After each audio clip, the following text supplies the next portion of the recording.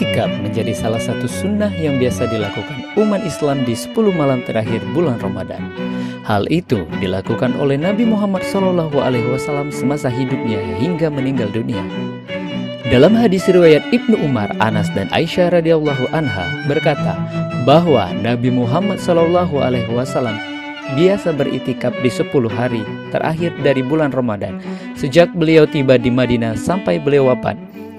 Dalam Quran surah Al-Baqarah ayat 125, Allah Subhanahu wa taala berfirman mengenai pelaksanaan itikaf di masjid, yang artinya, dan ingatlah ketika kami menjadikan rumah atau Ka'bah tempat berkumpul dan tempat yang aman bagi manusia, dan jadikanlah makam Ibrahim itu tempat salat, dan tempat kami perintahkan kepada Ibrahim dan Ismail, bersihkanlah rumah-rumahku untuk orang-orang yang tawaf, orang yang itikaf, orang yang ruku, dan orang yang sujud.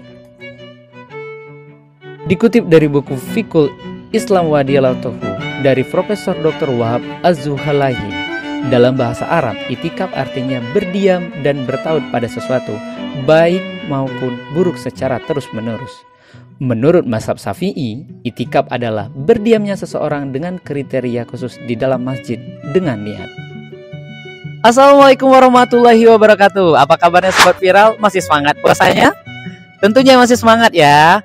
Dan sekarang Bang Nob bersama dengan kru dari Kito Viral lagi berada di salah satu masjid yang ikonik di Kabupaten Rejang Lebong, yaitu Masjid Agung Baitul Makmur. Dan kenapa kita kesini? Karena kita akan melihat kondisi dari Masjid Baitul Makmur. Yuk ikutin terus kita di Masjid Baitul Makmur, Kabupaten Rejang Lebong. Sementara itu, tujuan itikaf adalah untuk menjernihkan hati dengan cara bermurakabah kepada Allah, memusatkan diri untuk beribadah dalam waktu-waktu luang dengan berkonsentrasi kepada ibadah tersebut dan kepada Allah. Umat Islam yang menjalankan itikaf juga harus melepaskan diri dari kesibukan duniawi, berserah diri kepada Allah agar mendapat perlindungannya. Untuk menjalani itikaf dengan hati yang ikhlas, seseorang harus mengucapkan niat. Hal ini menjadi salah satu syarat sah dalam menjalankan itikaf. Adapun bacaan niat itikaf yang bisa dilafalkan dalam hati adalah Nawaitu itikaf lillahi ta'ala, yang artinya saya niat itikaf karena iman dan mengharapkan Allah. Pelaksanaan itikaf dilakukan dengan berdiam diri di masjid dan dibarengi dengan ibadah kepada Allah Subhanahu wa taala, seperti salat sunnah, tarawih, tahajud, witir, hingga sholat hajat.